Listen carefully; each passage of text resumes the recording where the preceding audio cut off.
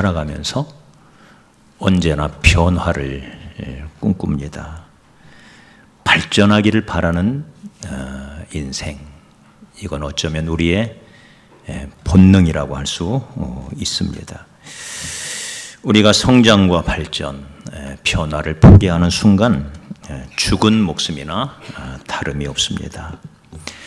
어쩌면 사람이 가지고 있는 가장 본질적인, 가장 강하고 진한 열망이 있다면 나는 변화되고 싶다. 지금 이 모습이 아니라 좀 더 변화되고 싶다. 우리 기독교적 신앙적 표현을 하면 좀 더 주님을 닮고 싶고 좀 더 주님 뜻에 합당하게 살고 싶다. 이 열망. 변화하지 않으면 모든 것은 도태되게 되어 있습니다. 변화하지 않는 개인, 변화하지 않는 교회, 심지어 변화하지 않는 기업도 망하게 되어 있습니다. 1960년대 시계 하면 스위스였습니다. 무려 여러분 손목마다 시계 다 차던 시절이 있었잖아요.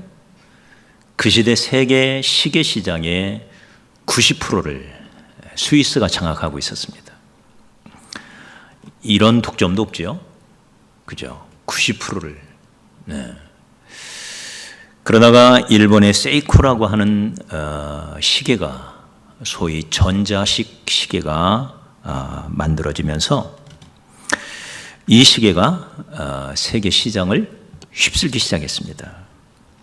이 전자시계. 그런데 스위스의 기업들은 자기들이 오랫동안 해왔던 정교한 기계식 시계, 이 자부심, 그걸 고집하면서 철저히 전자시계를 무시했습니다. 어떻게 되었을까요? 20년이 지나 70년대 후반이 되어서 스위스 시계는 90% 점유율이 10%까지 떨어져요. 쫄딱 망한 거죠. 10%까지. 변화를 거부한 스위스 시계 산업의 모습입니다.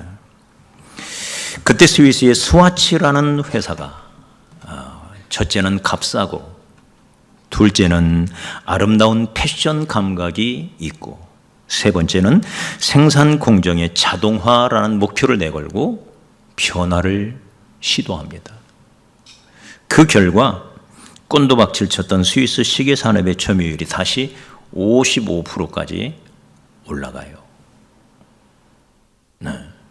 변화해야 살아남는 거예요.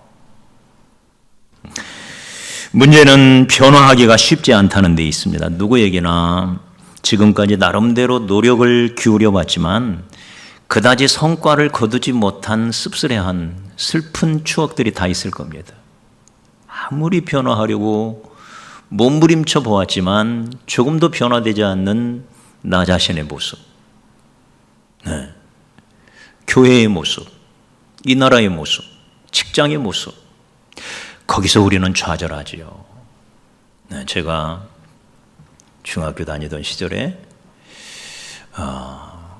공부 좀 잘해봐야 되겠다 해서 열심히 공부했더니 상위권에 올라갔어요.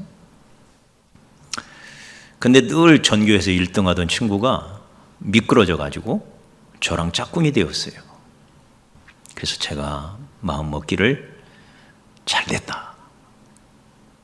내가 이 친구보다 더 열심히 공부해 가지고 내가 이번에는 하여튼 높은 데까지 가봐야 되겠다. 이런 마음을 먹고요. 수업 시간에 특히 시험 기간에 얼마나 열심히 공부했는지 몰라요. 그리고는 늘 이 친구하고 서로 체크를 해봤습니다. 근데 확실히 내가 볼 때 공부를 더 많이 했어요, 제가. 이 친구도 야, 너 정말 공부 많이 했다. 어떻게 그런 것까지 공부했니? 할 정도로 하여튼 샅샅이 제 나름대로 최선을 다해서 공부했습니다. 그 어떤 때보다도 더 열심히. 그런데 공부 열심히 한 거하고 성적이 비례하는 게 아니더라고요. 저는 다시 미끄러져서 뒤로 가고요. 이 친구는 다시 1등으로 복귀하고요. 이게 뭡니까? 어린 나이지만 정말 큰 좌절감을 맛보았습니다. 이거 열심히 한다고 되는 게 아니구나. 이거 어쩌죠 이걸? 이런 좌절감이 저와 여러분 모두에게 있을 것입니다. 아무리 노력해도 안 되는 마치 한계에 부딪힌 것 같은 수많은 한계들이 저와 여러분의 삶을 짓누릅니다.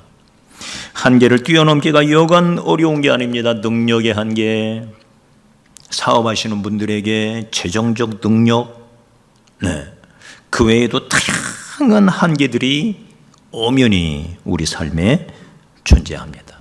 그것이 우리의 장애물이 되어서 우리가 가는 길을 초롱성처럼 가로막고 있습니다. 여러분, 그럼에도 불구하고 우리에게는 늘 희망이 있습니다. 왜냐? 우리는 그리스도 안에 있기 때문입니다. 주님은 말씀하시기를 누구든지 그리스도 예수 안에 있으면 새로운 피조물이라. 이전 것은 지나갔으니 보라! 새 것이 되었도다. 예전의 내가 아니래요. 네? 예전에 실패하던 내가 아니래요. 무기력했던 내가 아니래요. 그건 지나갔대요. 보라, 새 것이 되었대요. 할렐루야. 주님 안에서 우리는 새로 거듭났습니다. 새로 피조물이 되었습니다. 하나님의 자녀로, 천국 백성으로 새롭게 거듭난 주의 자녀란 말이에요. 그러기에 우리는 늘 꿈을 꾸고 꿈을 향해 달려가고, 특별히 우리의 심령 안에 성령님이 오셔서 그 성령님께서 우리 안에 늘 소망을 새롭게, 넘어졌던 추억도 있지만 다시 또 일어날 수 있는 소망으로 늘 성령님은 우리를 이끌어 가시는 것입니다. 성경은 변화의 책입니다.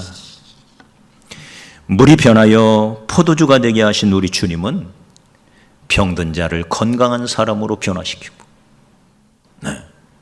약한 자를 강한 자로 변화시키고, 좌절하고 넘어지고 실패한 자를 다시 일어서도록 변화시키는 주님. 바람에 흔들리던 연약한 갈대 시몬을 그 어떤 비바람에도 흔들리지 않는 반석 베드로로 바꾸어 주셨고, 세상에 화려한 불빛만 쫓아다니던 분화방처럼 화려한 곳만 쫓아다니던 이훈만이라는 분이 있었습니다. 그런데 이분이 예수 그리스도를 만나서 변화가 되어서 그 모든 과거의 삶을 청산하고 이제는 이노아라는 이름으로 바꾸고 복음을 전하는 현장으로 달려다니고 있는 누굴까요? 오늘 오후에 저희 교회 찬양 간증 집회로 오시는 분이에요. 네, 본명이 이훈만이에요. 유튜브에 여러분 조금 검색해 보시면 이분의 그 앨범들이 쉽게 찾아볼 수 있습니다. 사랑하는 여러분, 우리도 변화될 수 있습니다. 왜? 예수 안에 있기 때문에. 그게 우리의 희망이에요. 우리 옆 사람 축복합시다. 당신도 변화될 수 있습니다. 다시 한번, 당신도 변화될 수 있습니다. 네. 그런데 변화의 공식이 있습니다. 어떻게 변화될까? 모든 변화, 참된 변화는 언제나 나로부터 시작된다는 거예요. 이게 공식이에요. 어디에서? 나로부터. 내 안에서, 내 마음에서부터. 내가 변해야 세상이 변한다는 것. 이게 변화의 제1공식이에요. 내가 변해야 세상이 변한다는 것. 세상에 떠밀려서 내가 변하는 게 아니라 이런 수동적인 변화의 공식은 없어요. 변화의 주도권은 언제나 내가 가지고 있어야 된다는 거예요. 할렐루야. 내가 변해야 환경이 변하고 세상이 변해요. 런던의 웨스트민스터 대성당 지하의 한 성공의 주교의 묘비, 웨스트민스터 대성당 하니까 카톨릭 같지만 카톨릭이 아니에요. 영국의 국교 성공회는 개신교입니다. 개신교. 우리나라에 성공회가 있죠. 네, 유명한 대천덕 신부도 말은 신부지만 개신교입니다. 개신교. 일반 카톨릭하고는 달라요. 그 초교의 묘비명에 이런 글이 적혀 있다고 합니다. 내가 젊고 자유로워서 상상력에 한계가 없었을 때 나는 세상을 변화시켜야겠다고 꿈을 꿨다. 좀 더 나이가 들고 조그만 지혜를 얻게 되었을 때 나는 내가 결코 세상을 변화시킬 수 없다는 것을 알았다. 그래서 나는 내 시야를 약간 좁혀 내 나라를 변화시켜야 되겠다고 결심했다. 그러나 그것 역시 불가능한 일이었다. 황혼의 나이가 되었을 때 나는 마지막 시도로 나와 가장 가까운 내 가족들을 변화시키겠다고 단단히 마음먹었다. 그러나 내 가족 중 아무도 달라진 사람은 없었다. 이제 죽음을 맞기 위해 누워있는 이 자리에서 나는 문득 깨닫는다. 만일 내가 나 자신을 먼저 변화시켰더라면 그것을 보고 내 가족이 변화되었을 것을. 그리고 또 누가 아는가? 이 세상까지도 더 좋은 세상으로 변화했을지. 변화는 어디서 시작해야 돼요? 나로부터. 나로부터. 네. 남편이 변화되려면 내가 변화돼야 돼요. 여러분, 남편, 변화된 남편 보고 싶죠? 남편만 그럴까요? 아내가 좀 변화됐으면 하는 간절한 욕망이 있죠? 그러나 변화되던가요? 내가 변화돼야 됩니다. 내가 변화돼야 돼요. 그래야 내 자식도 변화되고 내 가족도 변화되고 내 직장도 변화되고. 네. 다시 말해 변화의 주도권은 철저히 내 안에 있다는 거예요. 내가 쥐고 있어야 된다는 거예요. 내가. 네. 우리 주님께서도 말씀하시기를 네 눈 속에 있는 들불을 먼저 빼어내어라. 그 후에 밝히 보고 네 형제의 눈 속에 있는 티를 빼라. 먼저 내 안에서 변화가 일어나야 된다는 거예요. 네. 우리 옆 사람 다시 한번 축복합시다. 가을에는 변화합시다. 네. 변화하기 좋은 계절이잖아요. 네. 어떻게 해요? 중요한 것은 어떻게 해요? 어떻게 변화될까? 어떻게? 첫째, 오늘 말씀은 우리의 마음이 먼저 변화되어야 한다고 가르쳐 주십니다. 우리 같이 23절 읽어볼까요? 시작. 오직 너희의 심령이 새롭게 되어. 네. 우리의 마음이 먼저 변화되어야 한대요. 변화의 힘은 내 안에 내 심령의 변화로부터 시작된다는 것이죠. 그래서 로마서 12장 2절에 보니까 너희는 이 세대를 본받지 말고 오직 마음을 새롭게 함으로 변화를 받아 하나님의 선하시고 기뻐하시고 온전하신 뜻이 무엇인지 분별하도록 하라. 오직 마음을 새롭게 함으로 변화를 받으래요. 내 마음이 새로워져야 된대요. 마음이 더러운데 행동이 깨끗해질 수가 없어요. 마음이 더러운데 내 입이 깨끗해질 수가 없어요. 네. 내 마음이 새로워져야 내 행동도 새로워지고 내 삶도 새로워진다는 거예요. 마음에 악이 가득한데, 마음에 어두움이 가득한데, 마음에 더러움이 가득한데 내 삶이 깨끗해질 수 없고 밝아질 수 없고 맑아질 수가 없는 거예요. 네. 마음의 변화가 없이 다른 어떤 변화도 일어나지 않습니다. 그래서 스위스의 기독교 정신과 의사 폴 트루니에라고 하는 유명한 분이 있죠. 이분이 수많은 정신과적 환자들을 치료하면서 이분이 결론을 이렇게 내립니다. 사회의 다양한 조직이나 사회단체나 경제 구조나 모든 시스템은 모두가 비인격적이다. 그것이 사람을 변화시키는 데는 별로 도움을 주지 못한다. 그러나 오직 영적이고 내적인 놀라운 사건을 통해서만 참된 변화를 기대할 수가 있다. 내적 변화. 네? 내적 변화. 성령님도 우리를 강하게 만드시기 위하여 너희의 속사람을 붙드신다 그랬어요. 나를 강하게 만들기 위하여 내 마음을 붙들어 주신다는 거예요. 마음이 무너지면 내 인생이 무너지는 거예요. 맞아요? 내 마음의 기쁨과 평강과 할 수 있다는 용기와 또 미래의 찬란한 소망으로 가득할 때 그 인생이 빛이 나는 거예요. 맞습니까? 감사하게도 우리가 믿고 따르는 하나님의 말씀은 마음에 관심이 있어요. 저와 여러분의 마음. 네. 그래서 잠언 4장 23절 말씀에 물은 지킬 만한 것보다 세상에 지켜야 할 게 얼마나 많아요. 건강도 지켜야 되고 우정도 지켜야 되고 하다못해 돈 지갑도 지켜야 되고 네? 지켜야 할 게 얼마나 많아요. 무릇 지킬 만한 모든 것보다 더욱 네 마음을 지켜라. 이는 생명의 근원이 마음에서 남이니라. 할렐루야. 네, 마음이 이렇게 중요한 거예요. 우리의 마음을 변화시키려면 그럼 어떻게 해야 할까? 이 마음, 네, 내 마음 나도 모르는데 어떻게 이 마음을 변화시킨단 말이에요? 갈수록 태산이죠? 어떻게 마음을 변화시킬까? 마음을 변화시키는 하나님의 도구가 있습니다. 그게 바로 생명의 말씀입니다. 말씀이 내 심령을 변화시켜요. 말씀이 나를 새롭게 하는 거예요.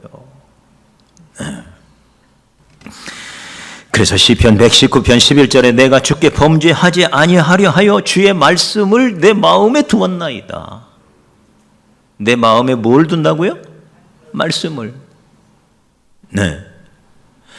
말씀을 성경은 예수님은 씨로 비유를 하셨습니다. 씨로. 말씀에 씨를 뿌리는데 어디다 뿌린다는 거예요? 마음밭에 뿌린다는 거예요. 네? 우리의 마음이 밭이라는 거예요. 마음밭에 씨를 뿌려요. 그래서 그 말씀이 우리 마음밭에 뿌려짐으로 인하여 30배, 60배, 100배로 결실을 하여 우리로 하여금 변화된 인생을 살게 하신다는 거예요. 네. 주의 말씀은 살았고 운동력이 있어서 좌우에 날선 어떤 검보다도 예리하여 의사의 손에 칼려진 어떤 메스라고 그러죠? 어떤 칼보다도 메스보다도 예리하여서 하나님의 말씀이 얼마나 예리한지 영과 혼과 및 골수, 육체와 골수를 찔러 쪼개기까지 한다. 의사의 손에 들려진 메스는 우리 광호 집사의 손은 수술할 수가 있어요. 그죠? 참 얼마나 아팠을까요? 그죠? 네, 끔찍하잖아요. 네. 그 손을 찔러서 고칠 수는 있어요. 그러나 하나님의 말씀은 육체와 골수, 뼛속만 아니라 우리의 영과 혼까지도 찔러 쪼갠대요. 할렐루야. 우리의 심령을 바꿔놓고 그래서 찔러 쪼개가지고 내 심령을 새롭게 바꾸시는 것. 이게 뭐라고요? 하나님의 말씀이란 말이에요. 네. 그러니 여러분, 내 마음을 바꿔가는 가장 좋은 방법은 하나님의 말씀을 가까이 하는 거예요. 이 말씀은 나를 새롭게 하고 나를 강하게 만들고 내게 용기와 희망을 주고 주의 말씀은 발에 빛이 되고 길에 등불이 되어서 우리의 가는 길을 인도해 주시고 때로는 이 말씀이 능력이 되고 생명이 되어서 나를 생명의 나라로 이끌어 가는 것입니다. 그러므로 여러분, 말씀을 귀히 여기 위하여 예배에 온전히 힘쓰시기를 바랍니다. 이 세상에 수많은 종교들이 있지만 기독교의 예배는 말씀 중심의 예배라는 독특한 특징을 가지고 있습니다. 오늘 또 예배를 드리기 위하여 모였는데 우리는 말씀을 듣습니다. 이게 예배이기 때문에 그렇습니다.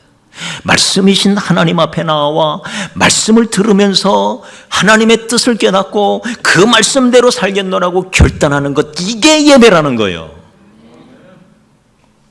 그래서 성전이 뭐예요? 이 집은 하나님의 집이요 진리의 기둥과 터라 그랬어요. 말씀의 기둥과 터가 성전인 거예요. 에스겔이 환상 중에 성전을 보았습니다. 성전 문지방 밑에서 물이 스멀스멀 흘러나오기 시작합니다. 그러더니 그 물이 온 땅으로 흘러가는데 그 물이 흘러가는 곳마다 살아나더라. 살아나더라. 할렐루야. 말씀이 갈 때 이 말씀이 생명이 있기 때문에 말씀이 우리를 살리는 거예요. 우리를 변화시키는 거예요. 내 심령과 내 골수도 찔러 쪼개어서 새롭게 만들어주시는 게 하나님의 말씀이란 말이에요. 예배를 귀히 여기시기를 바라고, 말씀이 선포되는 자리를 귀히 여기시기 바라고, 삶 가운데서도 여러분의 삶 속에 개인적 예배, 이름하여 큐티의 삶이 있기를 축복합니다. 성전에 나와 말씀을 듣는 것만 가지고는 부족해요. 그럴 것 같으면 여러분 손에 성경을 들고 있을 필요가 없어요. 왜 성경을 들고 집으로 다시 갑니까? 집에서도 성경을 보기 위함 아닙니까? 맞아요? 그래서 내가 하나님 말씀을 펴놓고 하루에 적당한 시간을 정해놓고 그 말씀 앞에 앉아서 잠시 기도하고 그 말씀을 읽으면서 하나님, 오늘도 이 말씀으로 나를 인도하여 주십시오. 오늘 내게 필요한 내 영의 양식, 생명의 양식을 먹이워 주시옵소서. 그렇게 기도하고 말씀을 펴서 읽는 거예요. 그리고 그 말씀을 통해서 주시는 주의 말씀을 붙들고 잠시 기도하며 하루를 시작해 가는 겁니다. 여러분의 삶의 큐티가 꼭 있기를 다시 한번 주의 이름으로 축복합니다. 그것이 내 마음을 변화시켜 가요. 네. 말씀은 우리에게 용기를 줘요. 희망을 줘요. 담대함을 줘요. 할 수 있다는 자신감을 줘요. 내가 늘 너와 함께 한다. 두려워 말라. 너는 내 것이다. 나는 네 하나님이라. 내가 너를 떠나지 않는다. 내가 너를 붙들어 주시겠다. 우리에게 용기와 희망으로 넘치는 말씀으로 가득히 채워져 있는 것이 하나님의 말씀인 것입니다. 말씀을 가까이 하시기를 주의 이름으로 축복합니다. 두 번째는 마음이 먼저 변화되어야 할 뿐만 아니라 두 번째는 습관이 변화돼야 돼요. 한 번 마음 새롭게 먹었다고 고쳐 먹었다고 되는 게 아니에요. 그 마음을 지속적으로 이끌어 나가기 위해서는 습관이라는 틀을 갖춰야 돼요. 네. 그래서 여기 22절 같이 읽을까요? 자, 시작. 너희는 유혹의 욕심을 따라 썩어져가는 구습을 따르는 옛사람을 벗어버리고. 네, 우리 주님은 우리에게 옛습관, 구습, 옛습관을 벗어버려라. 그래야 새 사람이 될 수가 있다. 여러분, 옛사람은 옛습관의 지배를 받습니다. 새 사람은 새 습관의 지배를 받습니다. 신앙생활도 습관입니다. 좋은 습관으로 장착되어야만 좋은 신앙생활을 할 수가 있는 것입니다. 나쁜 습관은 가르쳐주는 선생님도 없고 교육기관도 없는데 어떻게 그렇게 쉽게 배우는지 모릅니다.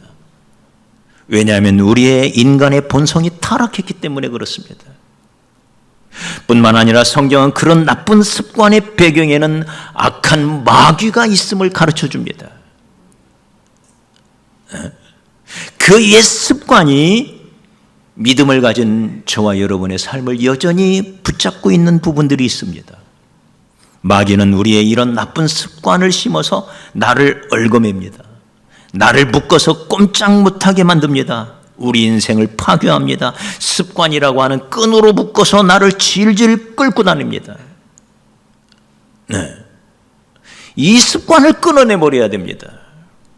술 마시는 습관, 도박하는 습관, 거짓말하는 습관, 도둑질하는 습관. 네. 어떤 학생들에게는 밤에 잠을 자지 않고 게임하는 습관. 이 습관에 한번 빠지면 이 습관이 인생을 지배해요. 학생들이 중학교에 들어가 밤에 잠 안 자는 습관이 딱 들어가면요, 고3 때까지 가요. 심지어는 청년 때까지 가요. 청년이 되어서도 그 습관을 못 벗어나는 많은 청년들을 봐요. 잠을 못 자는 거예요. 네. 밤새 컴퓨터 앞에, 스마트폰 앞에 노예가 돼가지고, 포로가 되어가지고, 거기서 벗어나면 큰일 나는 것처럼 꼼짝도 못하는. 그래서 습관은 폭군입니다. 폭군. 네. 이런 습관은 썩어져가는 습관이래요. 이 구습을 버려야 된다.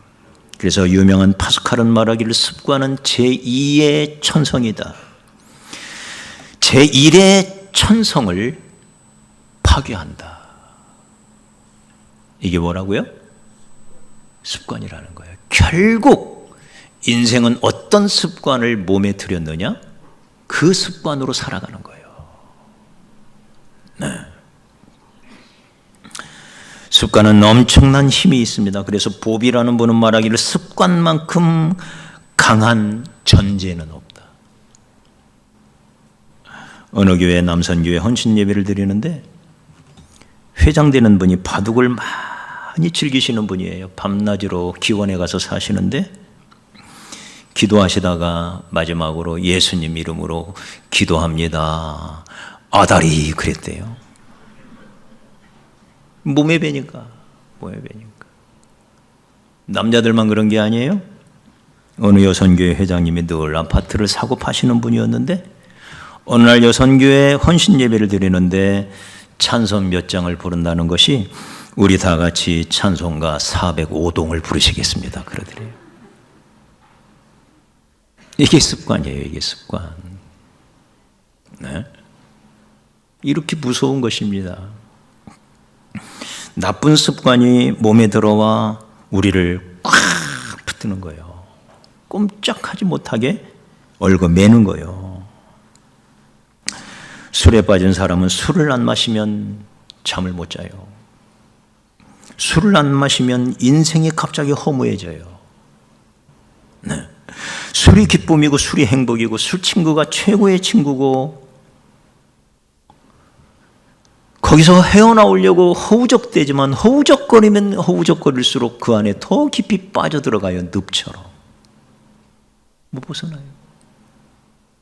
네. 이러한 나쁜 습관은 우리의 아름다운 인격과 성품, 나중에는 우리의 믿음까지도 다 삼켜버리고 말고 우리의 양심을 다 파괴시켜버립니다. 무서운 습관입니다. 거짓말하는 사람은 나중에는 그게 거짓말인지도 몰라요. 리플리 증후군이라고 하죠. 거짓말인지도 몰라요. 네. 그리고는 그 상상 속에, 거짓 속에 살아요. 그래서 거짓을 밥 먹듯이 해요. 여러분, 이런 옛 습관을 먼저 벗어버려라. 어떻게 벗어버릴 수 있을까? 어떻게?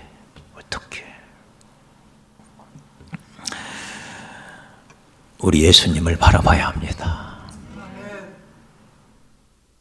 내 힘으로 이걸 끊어버린다는 게 쉽지가 않아요. 고래 심줄보다 강해가지고 이게 끊어지지가 않습니다. 우리 예수님에게는 수많은 습관들이 있었습니다. 그 중에 하나가 누가복음 22장 39절에 보면 예수께서 나가사 습관을 따라 감람산에 가심에 제자들도 따라갔더니, 네, 감람산에 가는 게 습관이라는 게 아니에요. 감람산에 왜 가셨을까요? 저녁 때 모든 일을 마치시고 그분은 어디론가 가셨어요. 어딜까요? 한적한 곳. 가서 뭘 했을까요? 하나님께 기도했어요. 새벽 4명이면 일어나 아버지께 나아가 기도했어요. 하루를 시작하기 전에. 네. 하루 일과를 마치고는 다시금 하나님 앞에 나아가 기도하기 위하여 또 한적한 곳으로 가셨어요. 이 기도의 습관, 이 습관이 예수를 예수되게 만들었습니다. 그러기에 이 습관을 가리켜 거룩한 습관이라. 거룩한 습관. 여러분, 우리에게 이 거룩한 습관을 장착시켜 가야 합니다. 주일 성수도 습관입니다. 네? 그런데 가끔씩 예배 빠지는 것도 습관이 됩니다. 그래서 히브리서 10장 25절에 모이기를 패하는 어떤 사람들의 습관과 같이 하지 말고 오직 권하여 그날이 가까움을 볼수록 더욱 그리하자. 습관이 되는 거예요. 신앙생활에서 가장 중요한 것은 주일 성수입니다. 여러분이 이 거룩한 습관을 여러분의 삶에 장착하시기 바랍니다. 어떤 경우에도 나는 주일을 거룩하게 지킨다. 할렐루야. 습관으로 장착해야 돼요. 네. 이것이 나를 아름다운 삶으로 새 사람의 영광으로 이끌어 갈 것입니다. 감사하는 것도 습관입니다. 어떤 사람은 입만 열면 부정적인 말을 쏟아내는 사람이 있어요. 뒷담화를 까는 사람들이 있어요. 네. 뒷담화는 한다고 안 해요? 깐다고 하지. 네. 습관이에요, 습관. 이런 사람은 절대 가까이 해서는 안 되는 5명의 친구 가운데 한 사람입니다. 이런 습관을 우리에게서부터 끊어내야 돼요. 11조 하는 것도 습관입니다. 물질에 바로 서는 게 얼마나 중요한지 모릅니다. 요즘 가끔 유튜브에 보면 이 11조에 대한 유튜브가 올라오는데 조회수가 엄청나게 많은 걸 보면 이상한 소리를 하는 말이에요. 그런데 현혹되지 마십시오. 네? 성경의 분명한 가르침, 예수님의 분명한 가르침, 10개가 다 주님 것이지만 그 첫 번째 것을 주님께 드림으로 하나님이 나의 전부임을 고백하는 행위인 것입니다. 할렐루야. 그리고 그 귀한 물질로 하나님의 일에 쓰임받는 비결이 되는 거예요. 좋은 습관으로 장착해 가시기를 주의 이름으로 축복합니다. 사랑하는 여러분, 이런 습관을 장착하기 위해서 우리가 어떻게 하는 게 좋을까? 2가지를 말씀드리려고 그래요. 습관에 대하여 연구하시는 분들은 한결같이 30일 법칙이라는 걸 이야기해요. 네. 처음에는 부자연스러워도 30일 동안 계속하면 그것이 이제 몸에 익숙해지더라. 습관이 되더라. 내가 건강을 위하여 하루에 10,000보씩은 어떤 일이 있어도 걸어야 되겠다 하면 먼저 스마트폰에 만보기 앱부터 깔겠지요? 네, 지금은 만보기 안 차고 다니잖아요? 스마트폰에 앱부터 깔을 거예요. 그러면 저녁 자기 전에 넘겨보다 보면 내가 오늘 8,000걸음밖에 안 걸었구나. 알겠지요? 어떻게든지 2,000걸음 방 안에서라도 뛰는 거죠. 그 만보를 채우는 거예요. 그렇게 며칠? 30일을 하다 보면 걷는 게 습관이 된다는 거예요. 이게 30일 법칙이에요. 여러분, 새벽 기도라는 거룩한 습관을 몸에 장착하기 위해 30일을 깨워보십시오. 30일을. 큐티를 내 몸에 정착시키기 위하여 30일 동안 큐티를 빠지지 말고 매일같이 큐티를 해보십시오. 할렐루야. 그렇게 하여 나에게 거룩한 습관을, 내가 저녁에 일찍 자고 아침에 일찍 일어나리라, 기를 쓰고 30일 동안만 해보십시오. 그러면 그것이 익숙해져요. 내 것이 돼요. 두 번째는 우리 하나님을 바라보시기 바랍니다. 마태복음 19장 26절에 예수께서 그들을 보시며 이르시되 사람으로는 할 수 없으나 하나님으로서는 다 하실 수 있느니라. 이게 믿음의 힘이죠. 우리 하나님 의지하는 거예요. 하나님 바라보는 거예요. 예수의 이름 의지하는 거예요. 나는 하나님의 사람이다. 내 안에는 하나님의 말씀이 있다. 내 안에 예수님이 살아계신다. 내 안에 성령님이 함께 하신다. 그러기에 나 이대로 안 끝난다. 나 여기서 안 죽는다. 나 이렇게 안 살 거야. 이런 결단이 필요한 거예요. 하나님 안에서. 네. 알고도 행치 않는 게 죄예요. 네. 알고도 결단하지 않는 게 죄예요. 하나님께서 우리에게 가르쳐 주신 말씀대로 변화는 나로부터 시작되는 겁니다. 그리고 그 모든 변화는 내 마음속에서부터 일어나야 합니다. 내 마음을 변화시키는 게 있습니다. 하나님의 말씀입니다. 하나님의 말씀을 끊임없이 채워가야 할 이유가 거기에 있습니다. 그렇게 하여 새롭게 시작된 내 마음을 습관이라는 틀 안에 가둬야 됩니다. 거룩한 습관으로서 내 마음을 유지시켜 가야 합니다. 내 행동을 유지시켜 가야 합니다. 하나님을 의지하고 하나님을 바라봄으로 예수의 이름으로 일어나서 새로운 삶을 향해 나아가는 복된 가을이 되기를 주의 이름으로 축복합니다.